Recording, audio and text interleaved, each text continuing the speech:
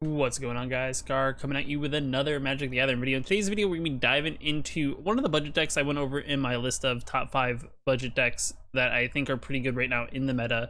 If you haven't checked that out, there'll probably be a card somewhere at the beginning of the part of this video. But before we dive into that, I just want to say real quick, guys, surprisingly, I'm very surprised about kind of like how the channel is going so far, and we're kind of coming up on 250 subscribers on the YouTube channel. So if there's anything you want to ask me, I kind of want to do a special video at 250.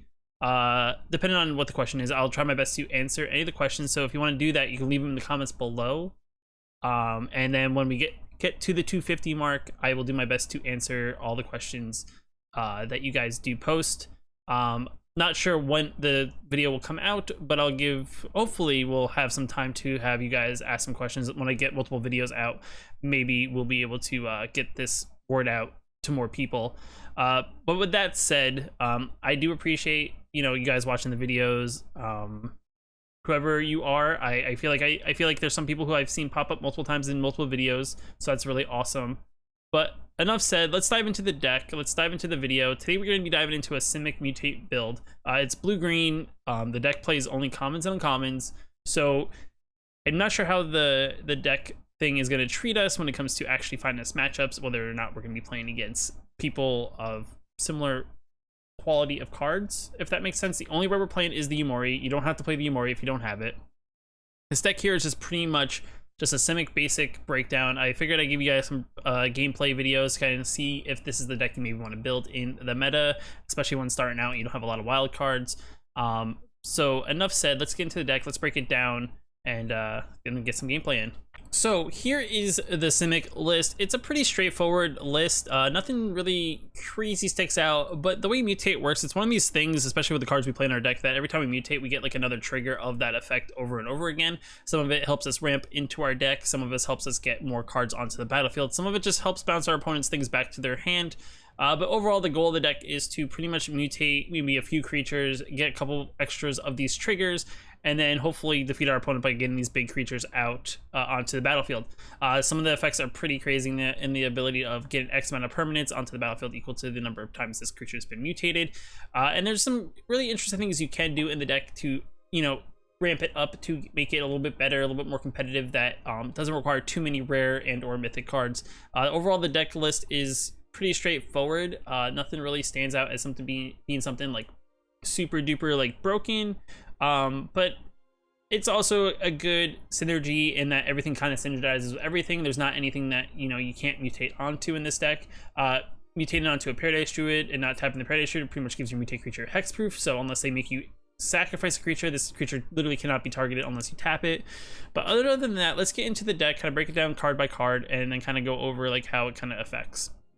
So Umori is our collector. So pretty much Umori, being a companion as it is, pretty much makes us only play one type of card in our deck. So because Umori and we're playing creatures for Mutate, we can only play creature cards in our deck if we want Umori to be the companion. Overall, it's a solid thing. Makes us build our deck in a unique way. It makes our spells of the chosen type cost 1 less. So when it comes into battlefield, we'll choose creature, and then all our creature spells will cost 1 colorless less. I don't know if that works for like the Mysterious Egg, which as you can see cost 1, and make it 0. But it will make anything that has like the 1s and 2s be 1 less than that. It kind of synergizes pretty interestingly with the Polywog Symbiote, in the ability that Polywog Symbiote is kind of like that for Mutate. It makes Mutate spells cost 1 less to cast, and then you get additional effect because of that. But it makes us, our removal is going to be very spotty. We only have like spot removal about bouncing things back to our opponent's hand, and also one of our late drops will be just kind of like one of those things to tap down our opponent's creatures. But other than that, we don't really have a lot of removal. So if our opponent's playing a very aggressive deck, there could be a chance if we're not mutating at the proper speed, we may fall behind and actually lose in that way. So that's the one downfall to the deck, just because we're playing Umori as our companion. We really can't splash in anything to, allow us to kind of like combat maybe anything our opponent's playing on the battlefield. So also, other side note, let me know what you guys think about the companions overall as a mechanic. I think they're interested in the fact that you can build decks around companions. I just think that there may be a problem with certain companions being too prevalent in the format. I don't want to single out any particular companion, but you probably know what companions you just kind of just not despise, but when you see a deck playing this, you're like, This guy again. You know, it's one of those things that are slightly frustrating, but I think it's an interesting feature of kind of combining a little bit of commander with a little bit of you know, standard. So it's a cool, unique way. I don't know if they'll do this ever again. I mean, we still have, I think, multiple sets to the Ikoria block per se, so it's interesting if we're gonna get more companions or if this is the only round of companions we get. Only time will tell. But let's move on to the rest of the cards in the deck. So you got the Grazer. It's a 1-cost 0/3. It helps us ramp up, get a little bit extra land on the battlefield quicker. The one benefit to this is we can put some of our tap lands into the battlefield, especially on turn 1. So on turn 2, we have 2 untapped lands. That's the one downfall of the deck because we're playing commons and uncommons. We don't have any, like, you know, breeding pools and things that come to battlefield untap. So kind of, you know, we kind of get slowed down if we don't get basics and we get stuck with like Simic Gates and Thornwind Falls. So Grazer kind of helps us get around that by putting them onto the battlefield to kind of, you know, combat a turn loss because we had to put down a tap land. After that, we got the Mysterious Egg. It's only 2 of. The egg benefit is it's a 1-cost 0/2 egg that whenever this creature mutates, we get to put a +1/+1 counter on it. So it's a good early target to mutate onto. It's not the best card just because it's shockable and stuff like that, but it's a 0/2, maybe against slightly aggressive like aggro deck that plays like 1-drops and stuff. It could be a decent blocker, and then as you mutate, the thing gets stronger and stronger.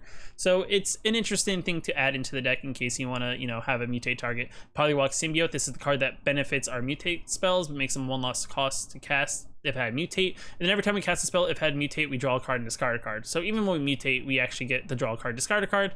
The only problem is if you start getting low on cards, you're going to discard the card in your hand and then draw a card. So it's the one downfall to the card because you have to discard one of the 2 cards. So if you don't have a big hand, it kind of hurts you in a way.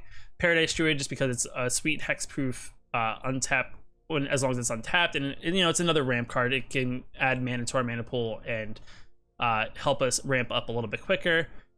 Trumpeted Gnar, it's a 3-cost 3/3 mutate beast with the ability to mutate for 5, and then whenever this creature mutates, create a 3/3 beast creature token into the battlefield. So we can put this on the battlefield on turn 3, mutate onto it, and then get a 3/3 beast on top of it.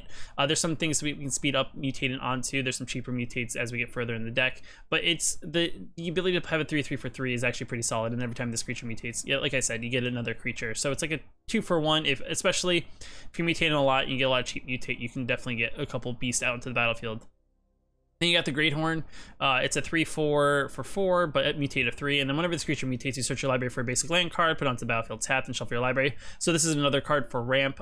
You could put this on a Paradise Druid or one of our early drops, and pretty much every time this creature mutates, you know, we're always getting an additional land onto the battlefield tapped. We play a decent amount of basics, so this definitely will see targets. We draw a decent amount of cards, but we don't go through our deck that crazy that we're gonna, you know, probably draw all our basics before we really get the benefit of this deck. Parcel Beast is our cheap mutate. You can pay 4 to pay the 2/4 body of it, but you can tap 2 and you can mutate it onto something. So that's like our cheapest mutate in the deck. So the goal here is this is like your first mutate you're probably gonna play in the game. You probably play it by turn 2 if you have a Mysterious Egg on the battlefield, or you put a Grazer out on turn 1, you get a couple extra lands, so the next time you go, you'll be able to mutate that turn. It's a great card because other than the fact that it's a cheap mutate, it has the ability to tap 1 and tap it. You can look at the top of your library. If it's a land, you get to put it on the battlefield tapped, and if it's not, you get to put it in your hand. So it's like you get to draw a card for 1, or you get to ramp for 1. So it's a pretty cool effect. Pouncing Shore Shark, it's a 5-cost 4/3 with mutate of 4, and it has flash, so this one you can cast at instant speed as long as they don't have a Torp Fairy on the battlefield, and this allows you to bounce a creature back to your opponent's hand, and you know, you can do it like on their turn or at the end of their turn. You can do it on attack step, so as you attack in, you can flash in and then figure out what they're doing. It's another interesting card. Maybe they go swing in, try to get a little aggressive on you with like their Paradise Druid or something like super weak, and they're like, oh, they're not gonna block. Well, you flash this onto something, and then you get to pretty much, you know, surprise them. Definitely interesting to have a flash mutate. The only one I can think of is Dirgebat, which is also another decent mutate because it's a 3/3 body that has flying, but that's a black mana card, so we actually can't play it in this deck.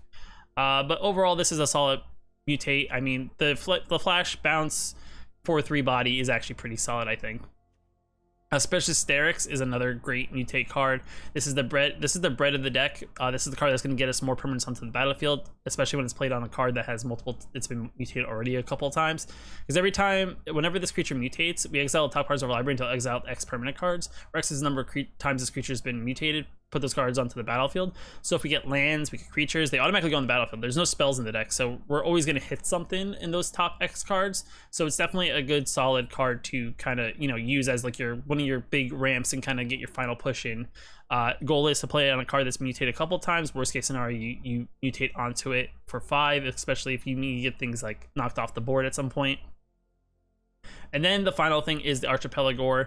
This is yet again another one of those things to kind of like finalize. Like you've already like maybe the turn before played Sterix, got a board on the battlefield, and what you want to do now is you want to tap down your opponent's thing so you now swing in and do damage. Pretty much this card is just like the Sterix. Whenever this creature mutates, you tap up to X creatures, or X is number of times this creature is mutated, and then those creatures don't untap, so it pretty much has like a sleep effect over across the board. So definitely a solid way to actually, you know, try to close out the game, swinging for big damage and do the things. Then it comes for lands. We play 5 islands, 13 forests. So those are our basics. We're playing majority of green, so that's why green's more of our focus when it comes to basics. And we're playing a good balance of dual lands of 4 Simic Guildgates and 4 Thornwood Falls. We got a little bit of both. I mean, it doesn't really matter. You can play all from one set. You don't have to have both Ikoria and M20 versions of Thornwood Falls, but it's a good solid deck. Like I said, the deck overall is a budget deck. You can play this deck without the Mori Collector. Collector just helps in the basis of it allows you to play things for cheaper for their actual spell cost. It doesn't make the mutate cheaper, so don't, unfortunately that's one of the side effects, but that's what the Polywox Symbiote is for, so it's kind of does both effects, so that makes everything just that much more cheaper.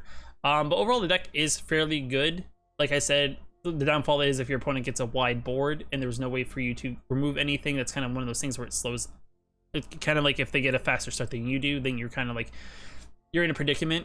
But overall, the deck will play pretty good. Like I said, let's jump into some games, kind of see what happens. I don't know what they're going to pair us against because we're playing pretty much a commons deck and uncommons deck and no rares. So I guess let's see and how it goes. All right, first opponent of the night.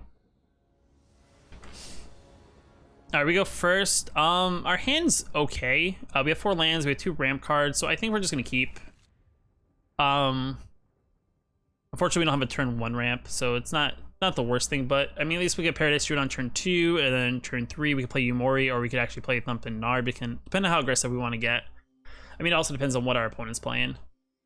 I guess they're mulling over their hand options. Okay, we'll play green and they'll go. I'm thinking probably a white mana deck is my best assumption. At least white is in the mana choice of what they're playing. Never mind. All right, they may be playing the same deck we are. So we're gonna just do this and Paradise Druid, see what happens. But they played the Breeding Pool tap because I guess that means they didn't have an answer for it. All right. Poliwag. Okay, so we are legit playing like the same deck. I think here actually we could probably.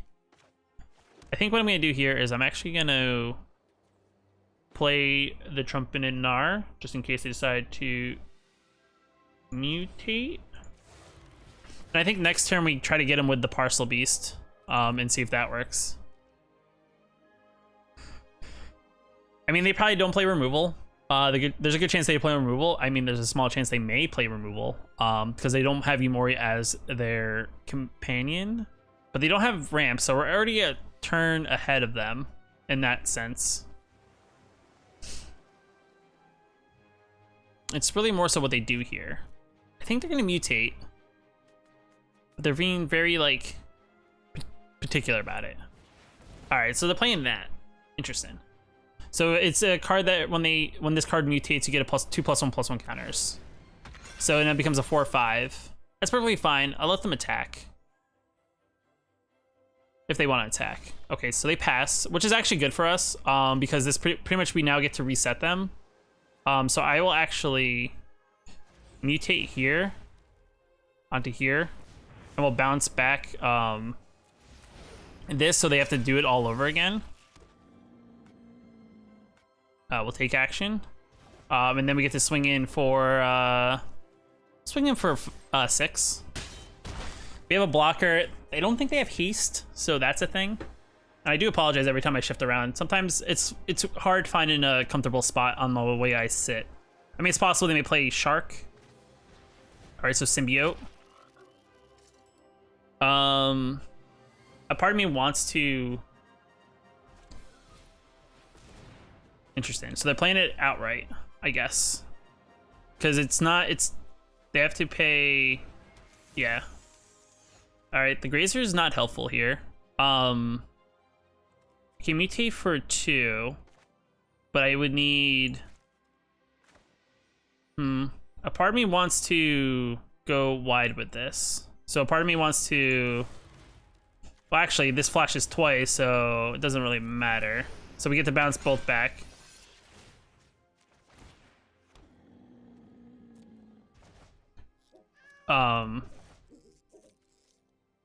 Yeah, we'll swing in yet again. Oof. Feels bad. But we did play against a similar deck. I think we just got to a faster start, and then we just got better cards to slow them down, which was the benefit. All right, we go first again. This hand's actually pretty decent. We're missing blue mana, but we have the Paradise Druid, which isn't terrible. So actually we're gonna keep, and then we're gonna Grazer into 2 lands. So definitely a very solid turn 1. They don't have a companion. It's yet again trying to figure out what they're playing. I would say on a basis of no sleeves, maybe I don't want to. I'm thinking maybe they're also playing like a Simic, like a Mutate deck. It'd be my best guess. It's a very good newbie, like, or new player style deck. Very synergistic. Definitely solid cards that you get for cheap. They got the mana. A lot of things are pointing towards. So actually in this situation, Paradise Druid, I guess. But we didn't draw any mana, so that's an issue. So next turn we definitely need to Parcel Beast, and I can play a second Druid. Okay, so they're playing black. So they're playing some sort of Golgari here, of dumping things into their deck. I'm wondering if they're one of those decks that do synergies in Essence that are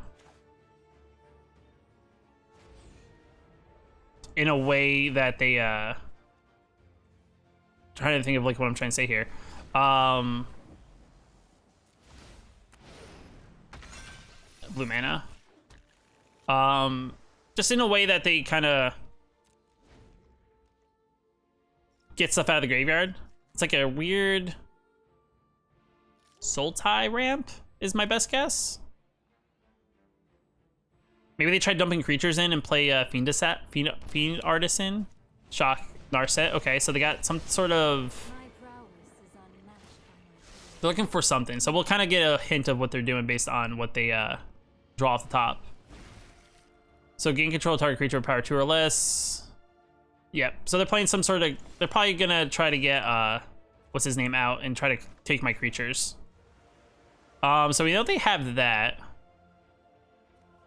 So the goal here is not to tap down our, not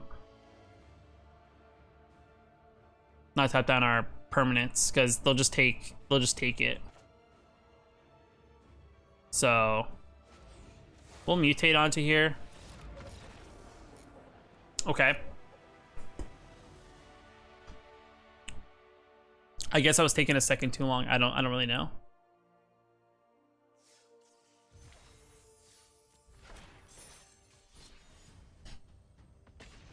But I think the goal of that last deck is to dump stuff in the graveyard and then get an Agent of Treachery out for cheap. It's like a way to, like, you know, cheat it onto the battlefield instead of paying 7 mana for it.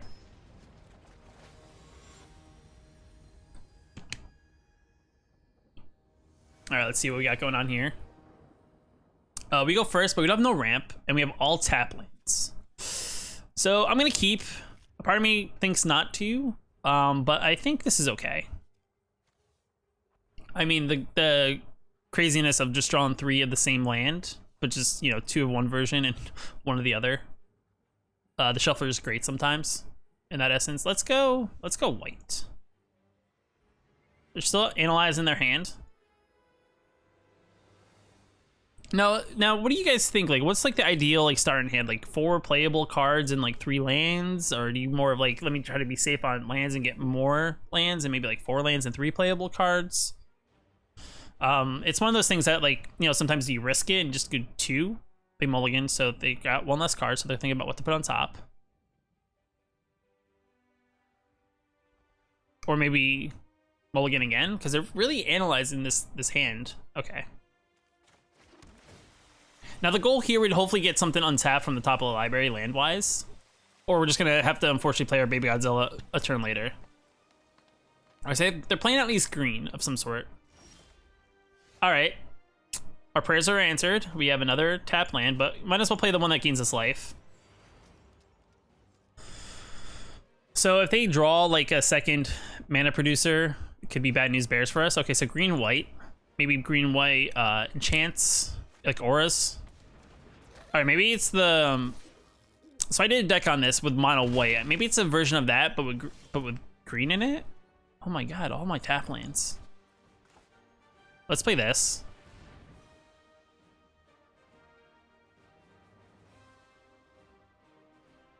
Do they have something that you can play for 1 white? Is it in... I'm gonna guess they have like a pump spell. Gain another life? If that's okay. Okay, it's good.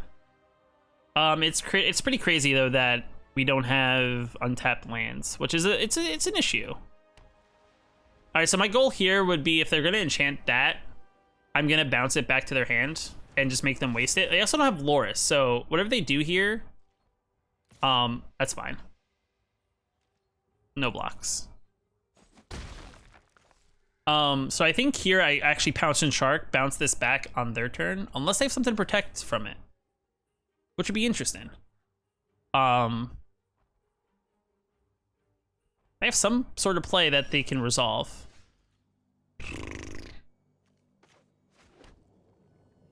Part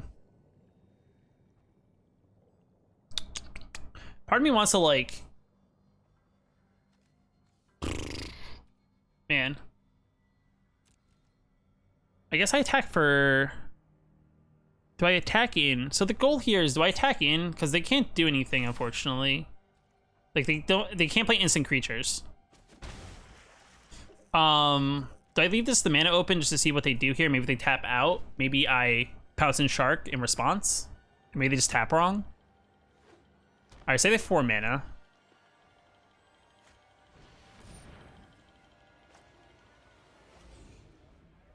What we do here is we flash in. I'm trying to read now what that does. So I draw my card. I'm just gonna discard this. I don't need that. So the goal is, are they gonna actually do anything about this? Because that's gonna target that. So in response, they have to now give a protection from white, which would actually take off all the glitters, or from blue. I mean, sorry. I played this deck. Okay, so I made them waste it, so that's fine. In a way, I'm gonna take a little bit of damage this turn. So that's perfectly fine. Now, if I get a mutate card, perfect. They don't have any protection up, so that's a solid. What we can do here now is bounce it now. Oh my god, all the baby dinosaurs. Under. I only need that. It's fine. I'll play this. And play this. And swing in. So that kind of set them back now, because now both their enchants go to the graveyard. Unless they have a Loris in hand, there's no way of them getting it out. That's fine. Maybe they'll tap down 1 now. They have 1 white open. Okay. They auto tap. They didn't let auto tapper do it. I guess they may want to leave mana open. All right, that's perfectly fine. Okay, let us go. I think I enchant here. And we're getting really good matchups on decks that are very similar. I'm gonna discard this. I don't need that. Hopefully get good top deck. Over, of course. That's already mutated 2 times, so 3 times total. All right, and there we go. See, I mean, when you get mutate in like the right way, it like works smoothly. So we're getting against very good average decks. I would say they're about the same level of like cards. I'm kind of curious as to what the splash of green's for. I think it's there for that counter thing to pretty much add double the counters. Now, I can understand why you can't add Loris to that deck as a companion, just because that one counter spell is actually, or not counter spell, that one aura is actually 3 mana, but you could add it into the deck as like a main card. So I wonder if like they have it in that deck as like a main card, but it'd be interesting to play a version of that aura deck with that added in. I mean, I think I'm going to pretty much film until I lose. So if this is like our first loss, then this is it. But this is the first time we're not on the play. Lands are slightly better. We're on the draw. But we don't have any like low drops. I'm still going to keep. I have good faith that we're going to draw a cheap card because we play a good chunk of them. Like there's 4 symbiotes, 4 Paradise Druids, and 4 grazers. So you speak and the thing pretty much sets you up. I'm going to put this into play because, of course, not going to play it next turn. Next turn, we could actually mutate onto it. That's fine. They're playing, it looks like they're playing the Sultai version of Mutate, I'm going to guess. I think this is a better play. We're going to go over. I mean, it's always good just in the fact that it's like a good way to ramp. Let's get another blue. Attack him for 3. Now, I don't think their card that makes you sacrifice costs, I think costs at least 4 mutate. I could be wrong though. They have. All right, I'll take another basic land card, so that's perfectly fine. Wait, I don't get. Oh, that's not that one. Well, I guess we have to restart all over again, so we'll just do this and put that over. And then say go. Hopefully this lives. I mean, they could play something that makes a sacrifice. They can't target this with a spell. They're not going to swing into it. Though the only downfall is if they destroy it. All right, so there's our first mutate. They're going to attack in, I think. I can't block. At least from what I'm aware of. Okay, they're not going to do that. Interesting. They're going to wait until, I guess, we make the first move. So I think the play here is to do this. Put this over so it's like a little bit stronger. We'll mutate and get another land, so we'll get a green. I can mutate again and get another land. But I could leave it open and leave it so I can check the top of my library. I don't want to like tap it down because they could kill it in response, but if they tap down themselves, then it puts us in a good spot. That's fine.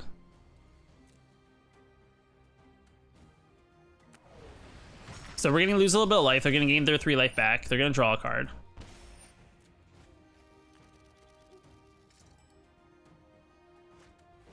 Paradise Druid, that's fine. See, now they may attack us because they have another mana producer. Interesting. Okay, so they're tapped down. I don't think they can kill our card, so we're gonna do this. We'll take action.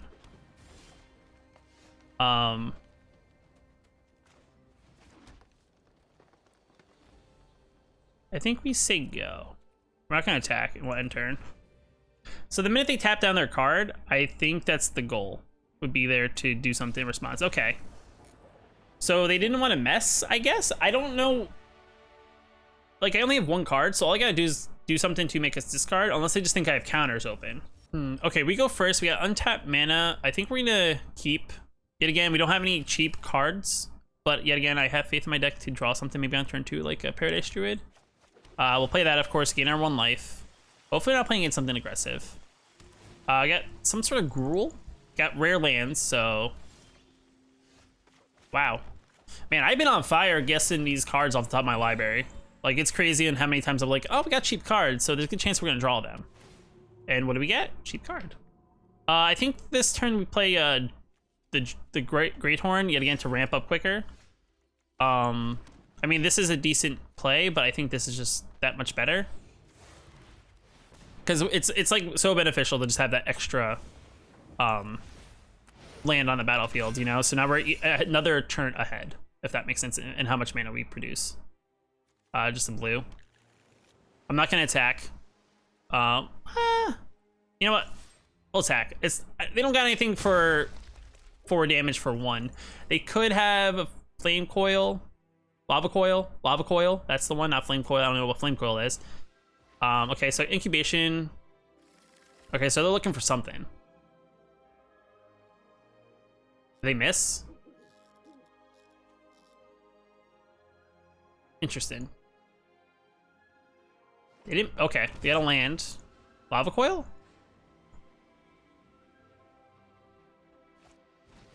Alright, so some sort of deck where they draw a lot. Something gives it haste. It's like when you're like trying to like guess a deck and you're sitting here just doing I mean, I could mutate. It's expensive though. Let me get more bodies on the field so I can get more attacks in.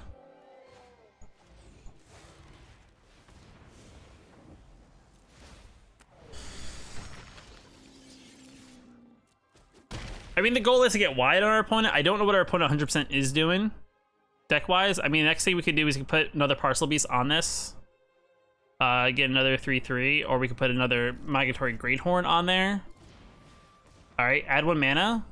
Are they playing? Oh, I think they're playing that. There's a discard deck, maybe. They're analyzing our elk. That's a nice elk. Don't mess with our elk, dude. We got another red source, so they only have 1 green. All right. Thank you.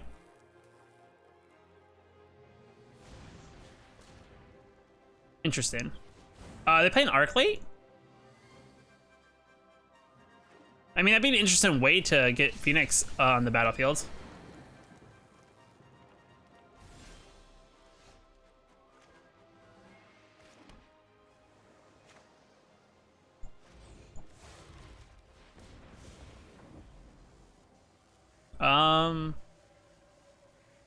Under.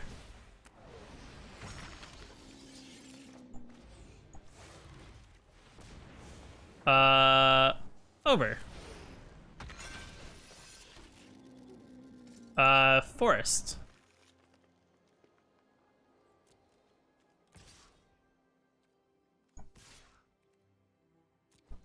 Does he want to do anything about it? He won't fight about it? I mean, I think what I want to do here is at the end of turn, I want to do the... Wait. Crap. Does this one have on it? Never mind. I thought this... It's okay. It's fine. I thought this one had the ability to... No, it's this one. I thought the Parcel Beast was on this too. That was my bad. All right, so 2/3. Nice.